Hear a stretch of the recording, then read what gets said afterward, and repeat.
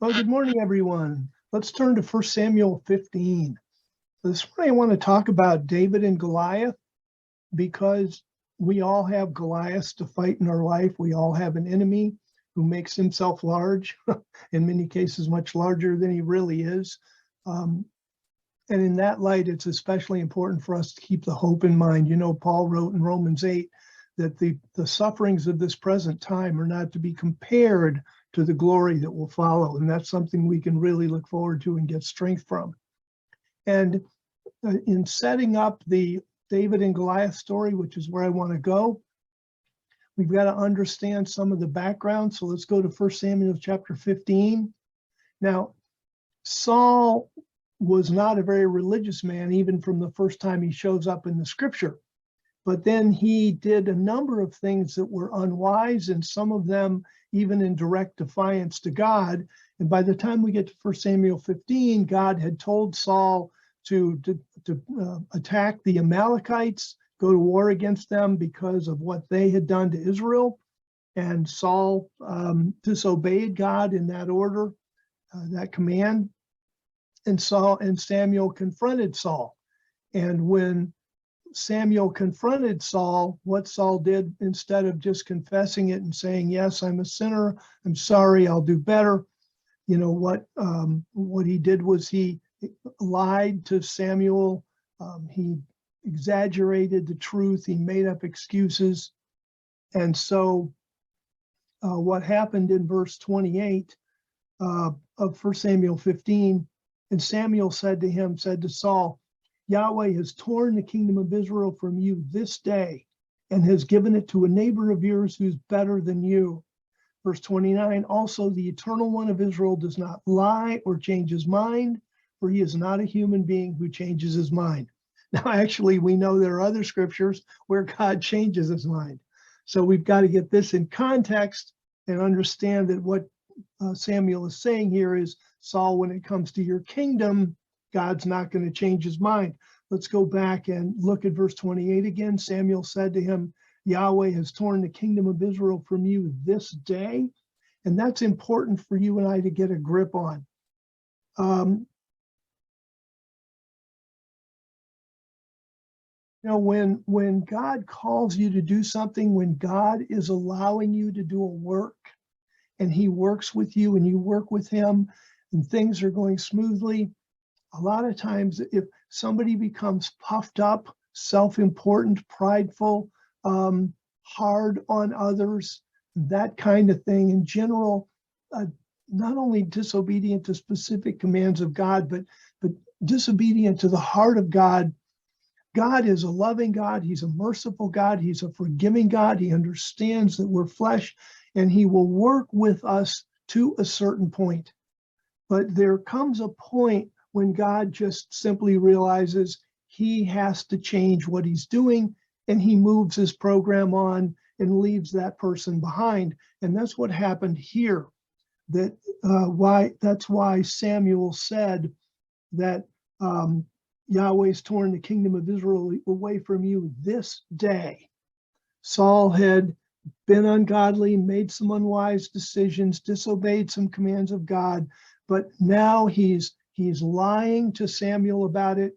He's making excuses instead of softening his heart. And God just said, you know, Saul, I'm done with you. And the interesting thing here is one of the things we see in the text is the lag time that sometimes occurs between when God makes a spiritual decision and when things come to pass. David had not yet been anointed as king. And that'll happen in the next chapter, chapter 16. We'll go there in a second. But David had not yet been anointed as king. And when David was anointed, he was probably between 10 and 15 years old. He wasn't married yet. He wasn't old enough to fight in the army. And so he was just a youngster. So what happened? God tore the kingdom from Saul away. And then it's going to be 15 to 20 years later when Saul dies and David actually becomes king. And why is this important for us to understand? Because a lot of times when God calls us to do something, we don't feel prepared for it. we don't feel ready for it. We feel like it's way over our head. And God knows that. When you got born again, you have a ministry. You may not know what it is yet. You may not be equipped for it yet, but when somebody gets born again, they have a ministry of God. Ministry simply means service. And to say a person, sometimes they say, well, I'm not sure I have a ministry. To say you don't know you have a ministry is to say you don't know that you have a way of serving God, which is obviously not right. God calls every one of us into his service in different ways, yes, but every one of us has a ministry. And some of us, like I consider myself still growing in my teaching ministry because my background knowledge is still growing. I will tell you on a personal note, working with Jerry and Johnny and working with Bill Schlegel in the translation of the REB has produced tremendous growth in me. Growth in an understanding of the text, growth in an understanding of the way to handle the text. It's just been really fabulous. And so we keep on growing, but it's important for us to know that there are times when God calls us when we feel completely unprepared to do what God says. That's okay. God knows it, and he's wanting us to grow up in it and walk in it. So here's Samuel, and he loses the kingdom. Then we go to the next chapter, chapter 16, and here David gets anointed by Samuel, and Jesse brought the sons that he thought were potentially available to maybe step into the kingdom or be anointed by Samuel. And so he didn't bring David. And so verse 11, Samuel said to Jesse, are these all the boys you have? And he said, well, I am. And I'm still the youngest, but behold, he's out shepherding the flock. He's really young. And Samuel said to Jesse, send and get him, for we will not sit down to eat until he comes here. So he sent and brought him. Now he, meaning David, was ruddy, kind of a rough red color, beautiful eyes, good appearance. Yahweh said, arise, anoint him, for this is he. I'm sure Samuel's like, interesting, boy king. Okay, how's this going to work? Verse 13, then Samuel took the horn of oil and anointed him in the midst of his brothers. And this is important too, because as David grew into his kingdom, it was important that his family understood that he was the king. Eliab was the oldest, and Eliab could have thought, well, Samuel just made a mistake. We're all in the same family, and I'm the oldest, so I should be the king. Gosh, family arguments seem to spring out of nothing.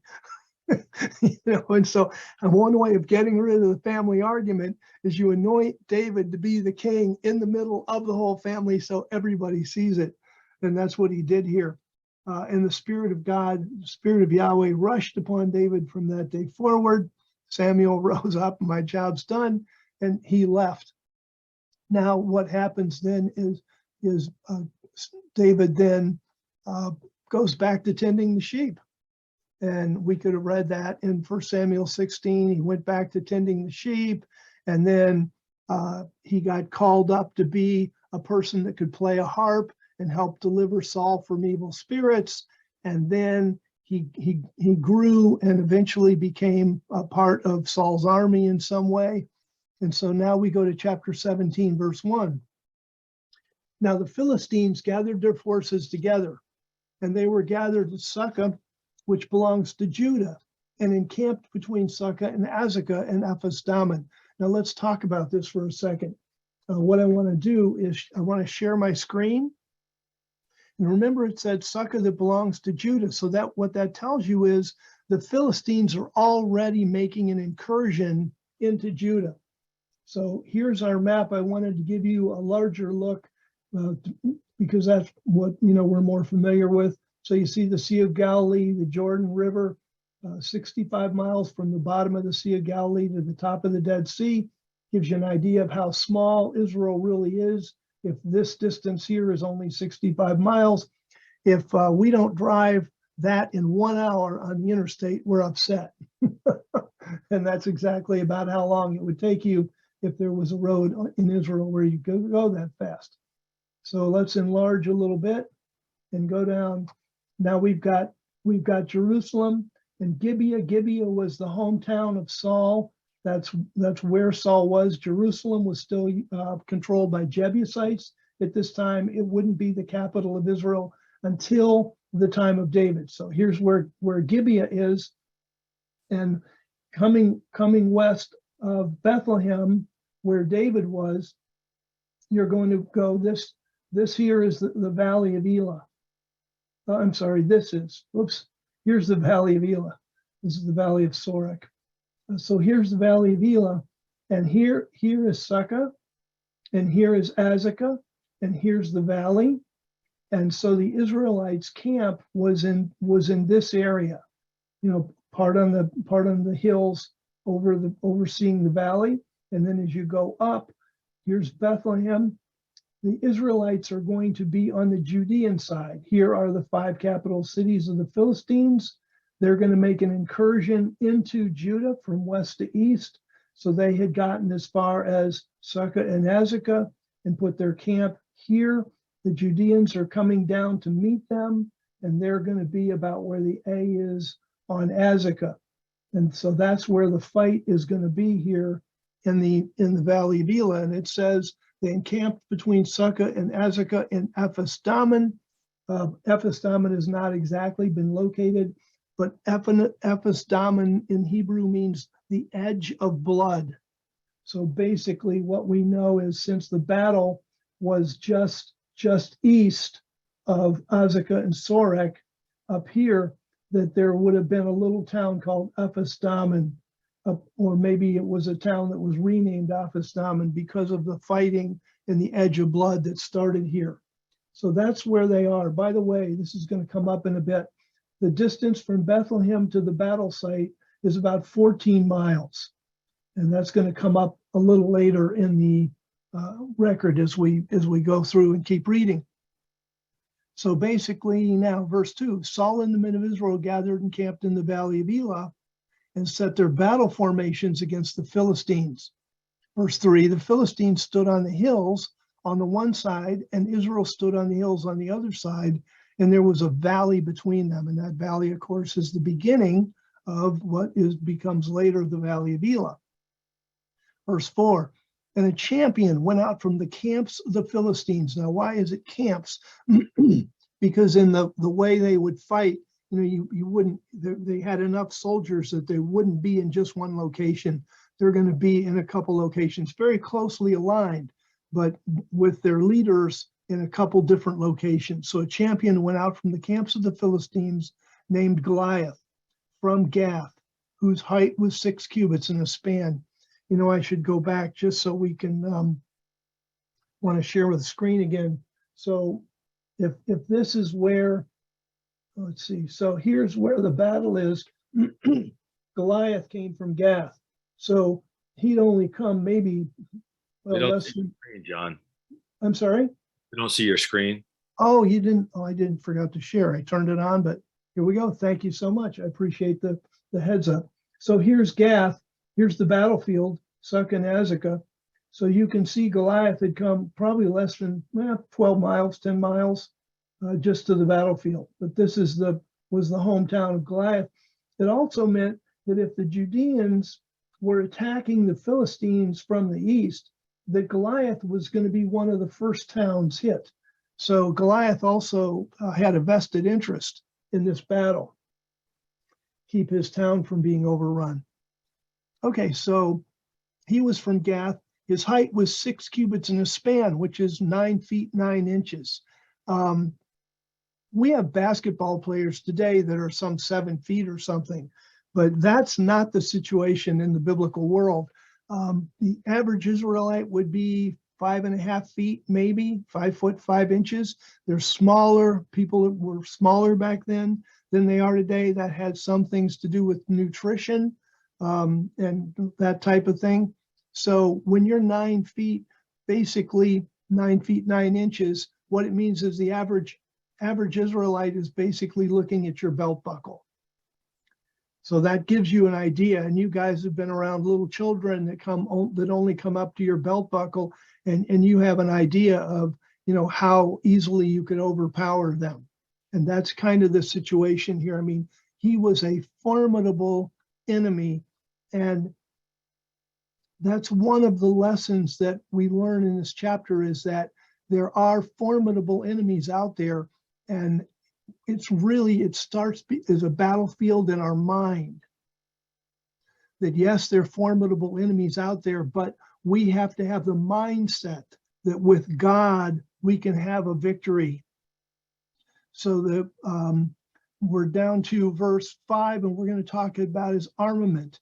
And he had a helmet of bronze on his head. This would probably have been a typical Philistine helmet with the feathers and the whole thing. If you go on the internet and just Google, Philistine armor, it was pretty standard. The greaves of bronze, helmet of bronze on his head. He was clothed with a coat of scale armor. Now, scale armor was part of the early way armor was made. You had a leather or heavy cloth vest, and then scales, just like fish scales, would be sewed on it. Later developments of armor were the chainmail armor, because you couldn't slide your sword up underneath the scale. So when you look at the history of weapons and warfare, armor keeps shifting, and weapons then, as a result, keep shifting. But he wore scale armor. That was typical of this time period. The weight of his armor was 5,000 shekels of bronze, about 125 pounds. So his armor alone that he wore on his chest was probably somewhere not too far off of the weight of the average Israelite soldier. They were probably 150, 160, and his coat of armor was 125 pounds. Verse 6, he had greaves of bronze on his leg. They protected the lower leg. If you've ever had somebody kick you in the shins, that's really a vulnerable area, particularly in battle. It can cause a tremendous amount of pain and disorientation. So you have greaves on your shins and up to your knees. Let's see, and a javelin of bronze between his shoulders. And that the javelin, of course, wouldn't have been bronze. It's also possible that this javelin was an actual type of sword. The word in the Hebrew has been debated, the meaning of the Hebrew word. Verse 7, the shaft of his spear was like a weaver's beam, which is long, could easily be 8 feet. The spear's head weighed 600 shekels of iron. That's like 15 pounds. And his shield bearer went in front of him. So this is a really formidable fighter. You're not going to kick him in the shins. You're not going to smack him on the side of the head. You're not going to be able to get a good thrust into the armor on his chest. So when he goes into battle, you can see why he would be considered a champion and would be able to win. And again, what's going on here? Why is God going into the detail here? Well, sure, it's historical detail. I mean, it is historical detail.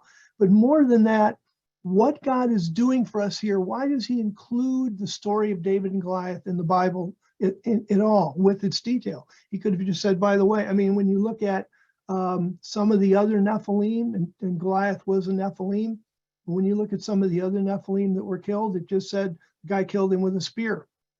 It was covered in a verse or two. Here you've got an entire chapter. What's going on? God is building for us a picture of victory. He's building it for us. He built it for Jesus Christ. I mean, think of, as Jesus Christ began to grow up as a child and began to have self-awareness of who he was and what he had to do, it was monstrously huge. And the places and things and people that he had to go up against, these were huge battles. And what's God doing here? He's saying, look, I'm going to show you how impervious something can look.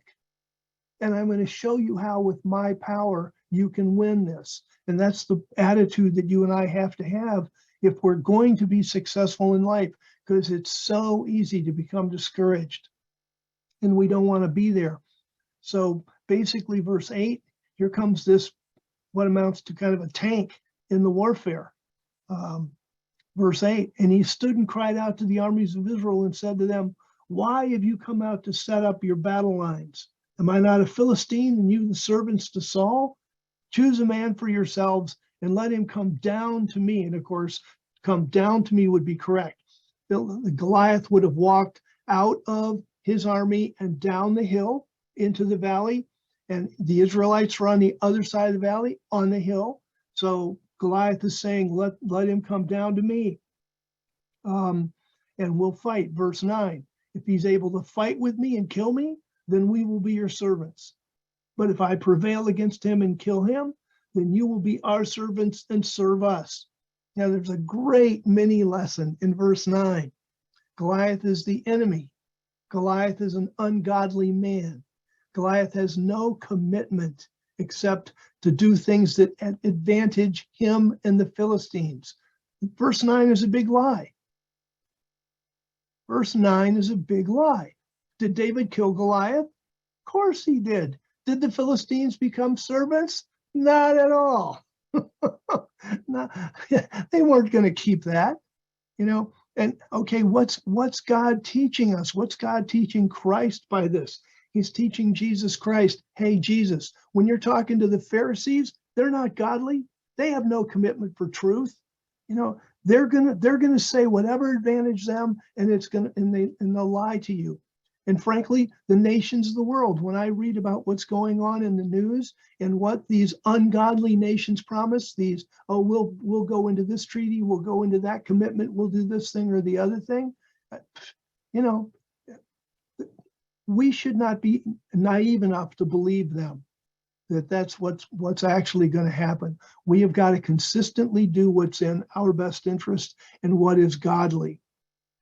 And so again, the lesson here is the enemy will lie. Don't let it get us off our program, what we want to do. We can't get so distracted. Oh, they lied to us. You get so distracted that you lose focus on what you are supposed to be doing for God. We just march ahead.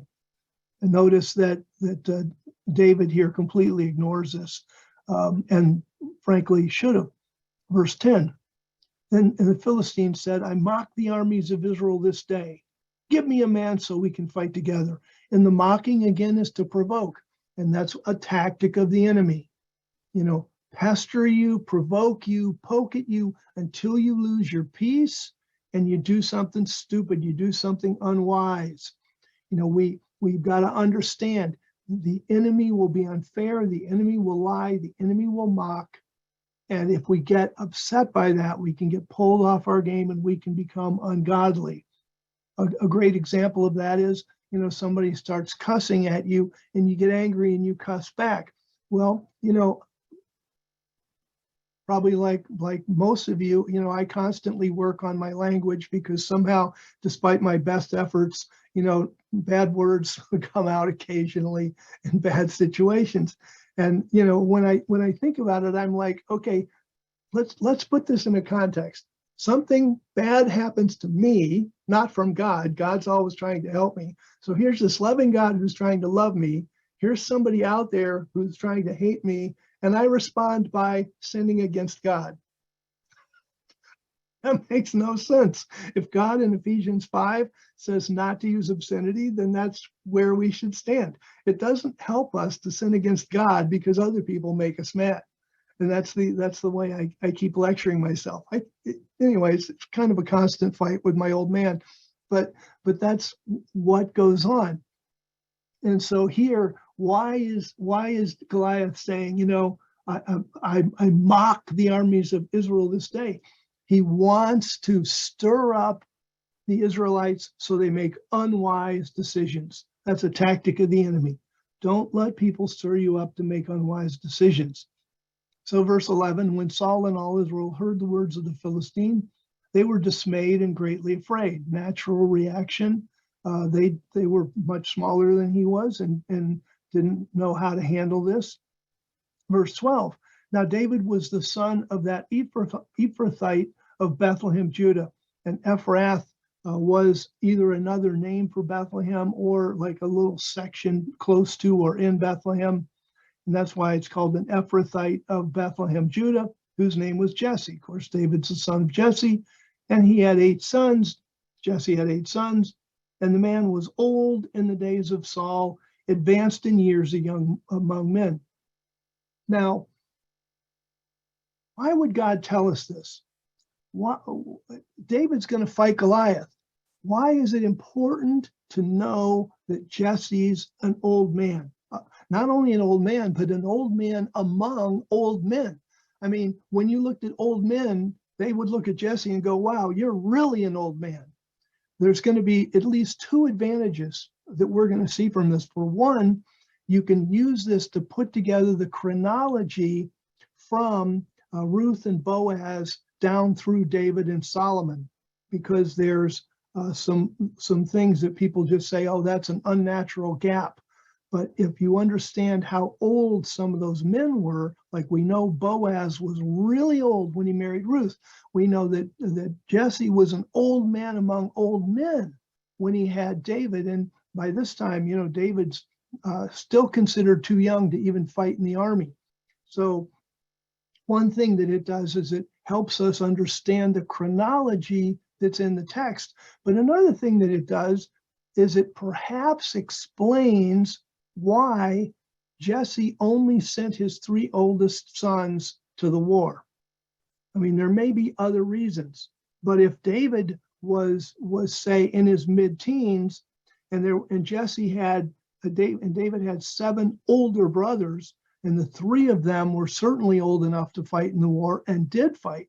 What about those other 4 brothers? Why aren't they mentioned? Why aren't they there? We don't really know. And they were shepherds. It's possible they were, you know, like with Joseph when they took off and they went, you know, dozens and dozens of miles away to tend sheep. But it's also possible that Jesse, as an old man, was really concerned, deeply concerned for his family. And it's like, I'll send my 3 oldest to the war, but I'm not going to send the 5 youngest. And that's a possibility too. So this is, you know, some of the things that are in the text here that we need to be aware of. So verse 13, and the Hebrew text here is funny. We've tried to reproduce it in the REV.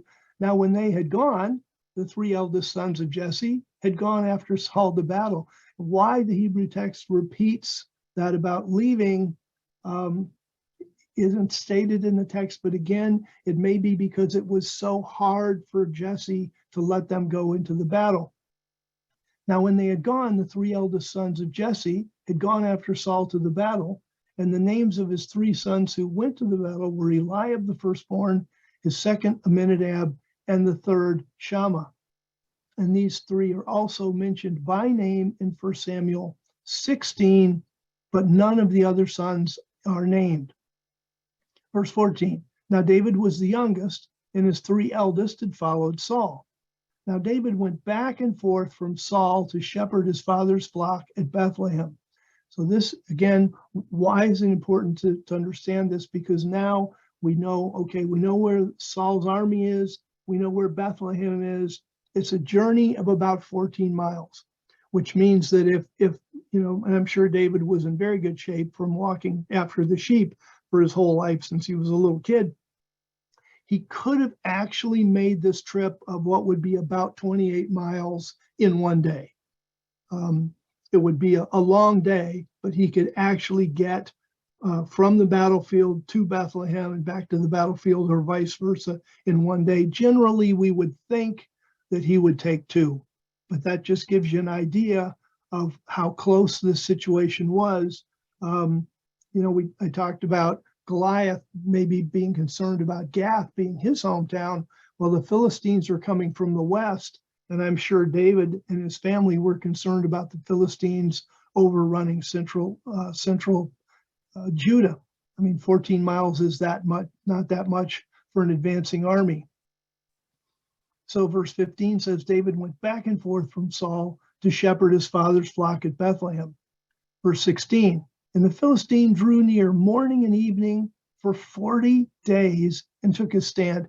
And this is unusual to us. We don't fight battles this way.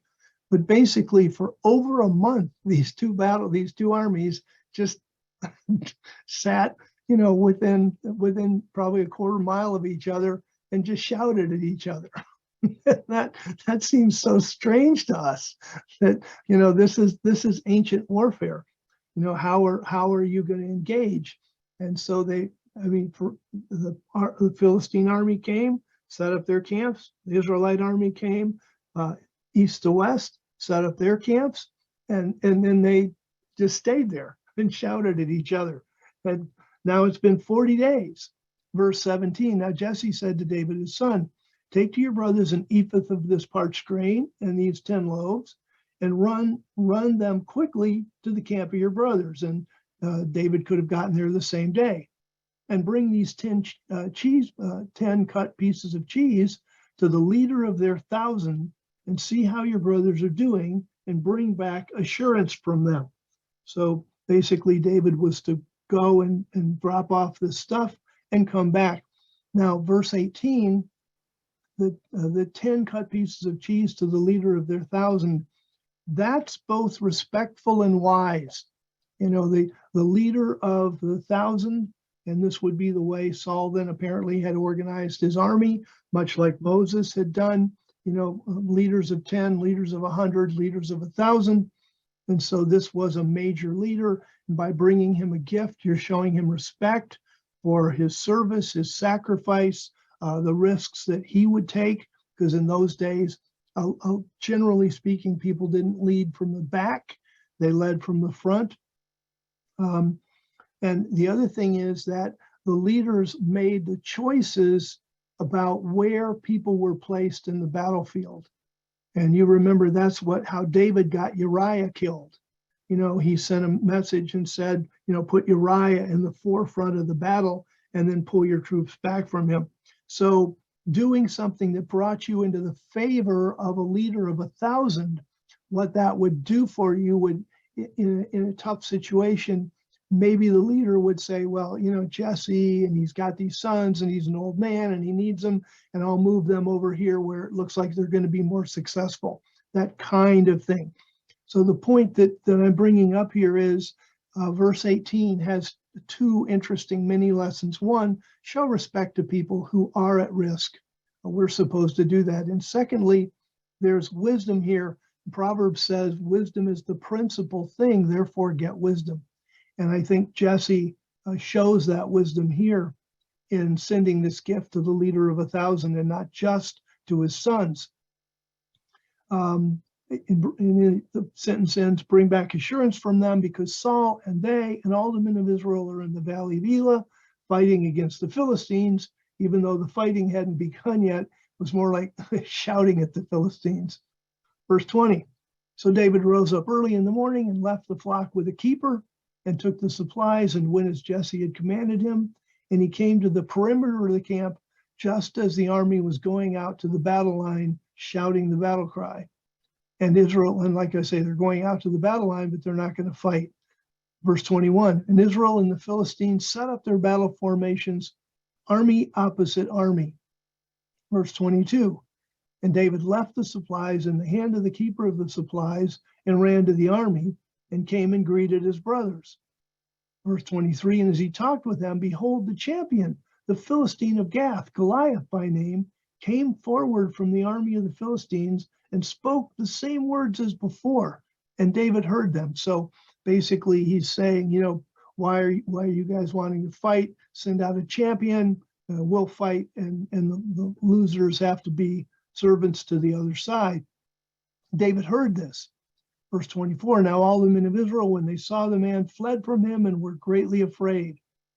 Verse 25, and a man of Israel said, have you seen this man who keeps coming out?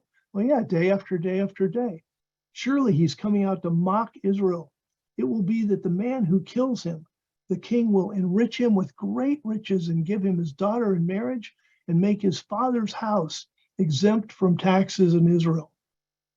And that's something that the king could do. The king could decree that a certain family did not need to pay the standard taxes that you had to pay to the king to keep their army going and stuff. Verse 26, and David spoke to the men who stood by him, saying, what will be done for the man who kills this Philistine and removes this mocking from upon Israel? And I love what we see here in David's heart. he had just been told that there was pretty serious, pretty substantial physical reward for killing the Philistine. And it's not that he doesn't want the reward, but basically he also wants to protect God's honor. And I think that's something that another mini lesson here is one of the reasons that we want to obey God, one of the reasons that we want to do our best to be godly is it reflects on God's honor in the way other people think about God. And we want people to think rightly about God. And it's interesting in tough times like this, people that don't know can think that God is the problem. Why is God allowing this to happen? And God doesn't allow this kind of thing to happen. There's a war between good and evil going on, and we need to be aware of it. And so this mocking of Israel, and continuing verse 26, for who is this uncircumcised Philistine that he has mocked the armies of the living God? The people answered him in this way, saying, this is what will be done for the man. Then 28, now Eliab, his oldest brother, heard when he spoke to the men, and Eliab's anger was kindled against David. And he said, why have you come down? And with whom have you left that little flock in the wilderness? I know the pride and the wickedness of your heart, for you have come down in order to see the battle. Now, that's a really interesting statement. I know the pride and the wickedness of your heart, because God, who knew God's heart, God who knew David's heart, understood that David's heart was pure. So what's the lesson here? It's interesting, Jesus Christ said it, that a prophet is not without honor. In other words, a prophet is honored everywhere except in his own house. And what's Jesus going to learn from this? Jesus's own brothers didn't believe in him. And so it's interesting that here David is a kind of a type, if you will, of Jesus Christ, because David had a perfect heart, was doing the will of God and doing the will of his father. And his brothers think, or in this case, Eliab, his oldest brother, called him prideful and evil, wickedness of your heart. And that can be really discouraging. And this kind of thing, again, we prepare for it mentally. We prepare for it. It's like, okay, God, if my family doesn't respect me, that's not new. That's not something that just happens to me. It's happened to David. It's happened to Jesus Christ. And we just have to learn how to walk through that. It's not that we're unaffected. That would be to be hard-hearted. We'd have to be hard-hearted to be unaffected when our own family doesn't appreciate who we are and what we do. We don't want to be hard-hearted, but on the other side of the coin, we don't want to be taken out of our game either. David can't say, if I can't get along with my own family, then I might as well quit. And Jesus Christ didn't say, if I can't get my mother and my brothers to believe and support me, then I might as well quit. We've got to continue with the program of God and be aware that sometimes our families won't support us. And that happened certainly with David. And David, verse 29, watch what happens. He says, what have I done now? Was it not just a question? Verse 30, and he turned away from him. And that's really the answer.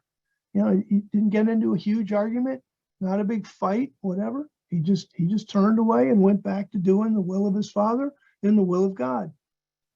Turned away from him toward another and spoke the same way. The people answered in the same way.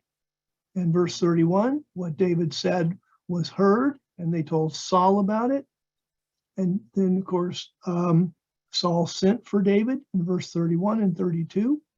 And David said to Saul, don't let anyone's heart fail because of him. Your servant will go and fight this Philistine. Now, David's a young kid. I'm sure he wasn't 20 yet. He was probably much closer to 15. And so Saul, of course, now we just saw that somebody's family can be discouraging. Now people in authority can be discouraging. So verse 31, Saul said to David, you are not able to go against this Philistine to fight with him. Why would Saul say that? because he's negative and he's a curmudgeon and he's ungodly. Saul didn't, a godly person would have said, wow, the fact that you want to go up against him, just, out of curiosity, what qualifies you to do that? And then David could have explained himself. But, when the adversary is trying to get you out of your game, he comes at you with all this negative stuff from your family, now negative stuff from the authority figure. You can't go up against this man. You're a youth, and just the thing here is to be so focused within ourselves on what God is working in us that we get about that, whether or not our family supports us, whether or not society supports us. And Saul and David, in his case, had great confidence because of his experience. He said, verse 34, that he'd been a shepherd. He says, your servant was a shepherd for his father's flock, and when a lion or bear came and carried off a lamb from the flock, I went out after him and struck him and rescued it out of his mouth. When he arose against me, I seized him by his beard and struck him and killed him. That's a pretty amazing feat of both strength and skill. Verse 36, your servant struck both the lion and the bear, and this uncircumcised Philistine will be as one of them, because he has mocked the armies of the living God. And then he goes on, verse 37, and David said, Yahweh, who delivered me out of the paw of the lion and out of the paw of the bear, he will deliver me out of the hand of the Philistine. And that's the confidence that experience builds. And that's the confidence we've got to have. And he didn't say, that I have gained a skill. Again, all through this, there's a reliance on Yahweh. Yahweh, who delivered me out of the paw of the lion, the paw of the bear, he will deliver me. David said, my great skill is going to overcome this big, huge warrior. It's like, no, somehow or other, God's going to work in this, and we're going to win. And then verse 37, Saul said, go, and may Yahweh be with you. Verse 38, then Saul dressed David with his fighting attire. He put a helmet of bronze on his head, clothed him with his armor.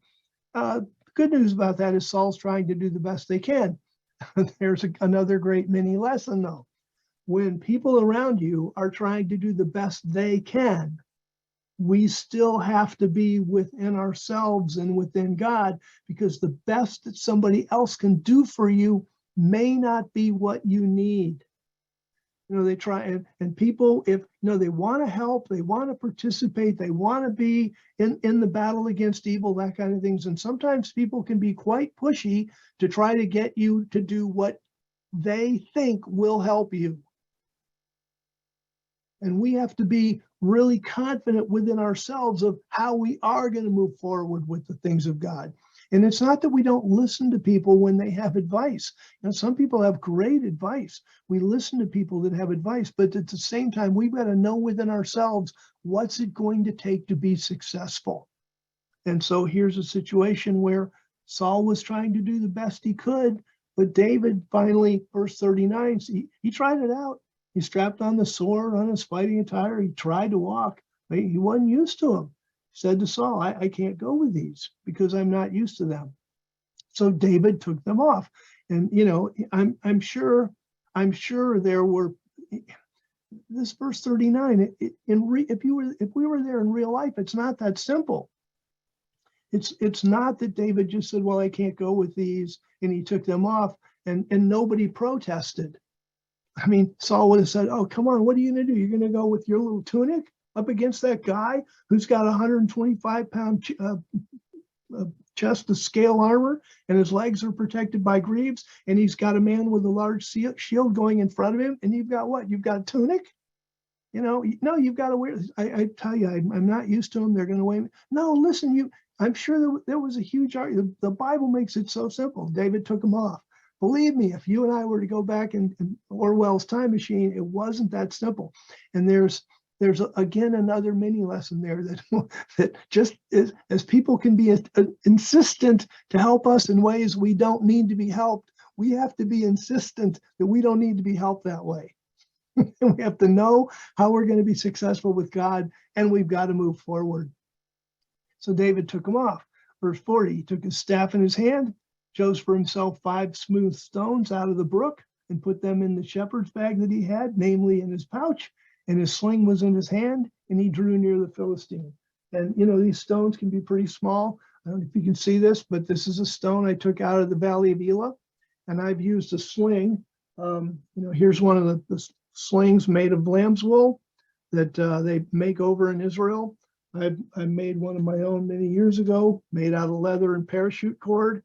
They're very effective. They're very deadly if you know how to use them. And I've thrown a sling enough to know that the choice of the stones is very important.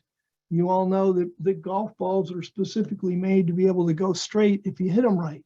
But if you don't hit them right, they go to the right, they go to the left, hooks and slices and all that stuff. And it's the same thing with these stones. You get a stone and you pick the wrong kind of stone, and you've all, I would think many of you have thrown stones that kind of go like a slice, and David couldn't afford that to happen. So when it says that he chose 5 smooth stones out of the brook, then those were stones that he specifically looked over for flying a true flight. And he carried them with him. Verse 41, Philistine advanced and drew near to David. The man carrying the shield was in front of him. And the Philistine looked and saw David. He had contempt for him because he was but a youth and ruddy and with a handsome appearance, no battle scars on him or anything. Verse 43, and the Philistine said to David, am I a dog that you come to me with sticks? And that, that's exactly why a lot of people in the Bible times walked with staffs, because there were slippery places, uneven places on the roads, and sometimes you did have to beat off a dog that was coming to get your food or whatever. And then verse 43, and the Philistine cursed David by his gods. And we know from the text of scripture that curses will occasionally work, particularly if you've been ungodly, that kind of thing. I guess let's go to Proverbs just real quick. Proverbs chapter 26, verse 2. And 26:2, Proverbs says, like an aimless bird and like a flying swallow, so too an undeserved curse fails to arrive. And that's where we want to be. We're righteous people because we're born again. We want to live righteous lives. And because of that, then there may be witches and people that are very ungodly in their life that want to curse us and cause us harm. And it's the wrong step to take to become afraid of the curse. It's better to just simply be peaceful and pray to God. God, I hear what they're saying. Protect me from that curse, and just trust that God will protect you, because the curse will not fall on the righteous person. But the Philistine cursed David, hoping that would have an effect. As we know from the story, it didn't. Let's go back to 1 Samuel 17 rather. The Philistine said to David in verse 44, come to me and I will give your flesh to the birds of the air and the animals of the field, which was a type of curse in itself, meaning that I'm going to make sure that you won't get a proper burial. 45, David said to the Philistine, you come to me with a sword and with a spear and with a javelin, but I come to you in the name of Yahweh of armies, the God of the armies of Israel, who you have mocked. Yahweh will deliver you into my hand today, and I will strike you down and remove your head from you. Today I will give the dead bodies of the army of the Philistines to the birds of the air, to the wild animals of the earth, so that all the earth will know that there's a God in Israel. Once again, in this text, we see that what David is really doing is he's trying to magnify God. He's very interested in the fact that people would know that God is a God who delivers his people. Verse 47, and all this assembly will know that Yahweh does not save with sword or spear, for the battle is Yahweh's, and he will give all of you into our hand. And that's the you there. We added the all of in the REV because it's a plural you. When David says the battle of Yahweh's and he will give you into our hand, it's not just you, Goliath. It's you, the Philistines. And that was David's confidence in his, and that's where we want to be. We want to be confident in the battle.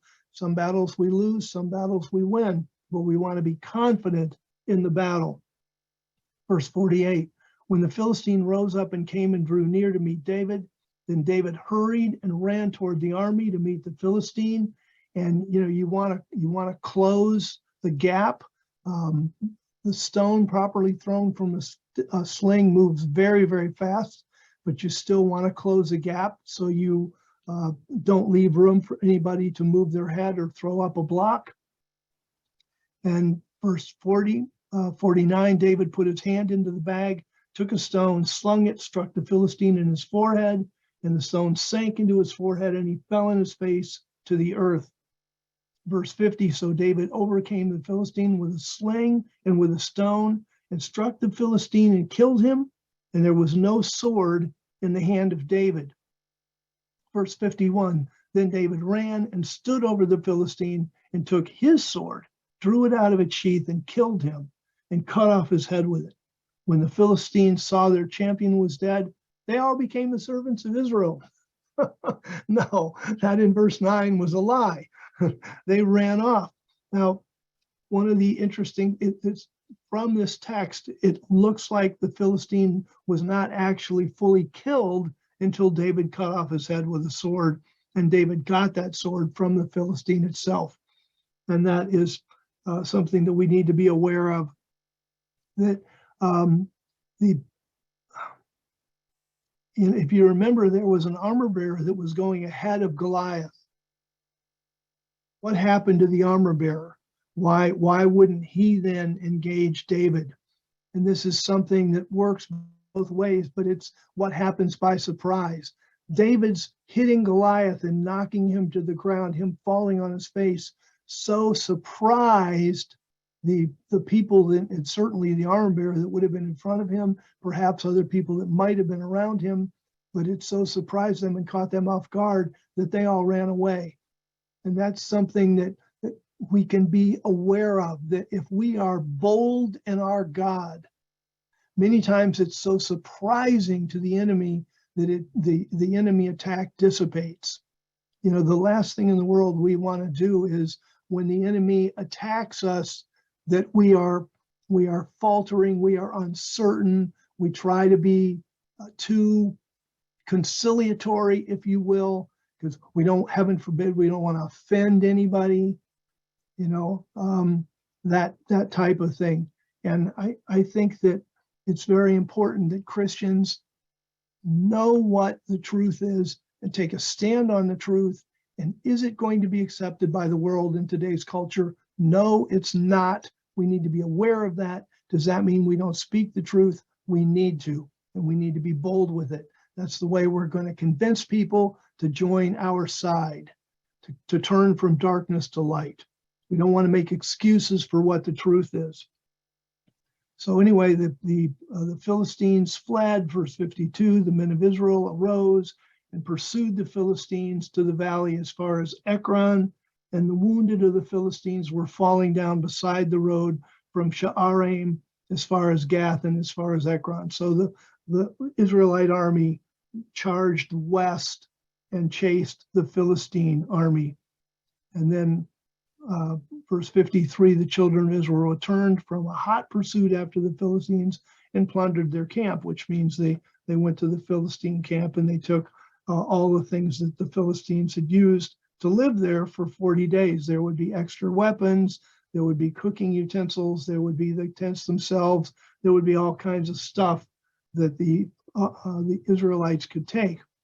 Verse 54, David took the head of the Philistine and brought it to Jerusalem.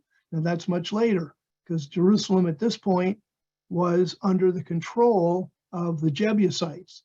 But basically what it says is later on in David's reign, the head of the Philistine ended up in Jerusalem. It says, but he put his armor in his tent, and that was something that a warrior could look forward to. If a warrior killed another soldier, the armor of that other soldier was to be given to the man who killed him. And then, then we get into Saul and what Saul knew and that kind of thing. So what we see here in this record is a huge, formidable, and undefeatable looking enemy. And yet David really had a vision from the Lord about what he could do. And he wasn't taken out of his game by how horrific Goliath looked. He stayed in his game, and that's what you and I need to do to be victorious. We need to stay in our game. We need to spend our time praying, spend our time in the Word, spend our time doing our ministry to where we're confident of what God is doing in us, and then we move forward and get that work done. And this has obviously been an inspiring story to Christians for millennia, and it certainly would have been an inspiring story with lots of lessons for the Lord Jesus Christ as well. So thank you for being with me this morning. It's been really fun to go over this record and fun for me to do some of the work behind it. And I appreciate it. And Rob, I'm going to hand the comm back to you, sir.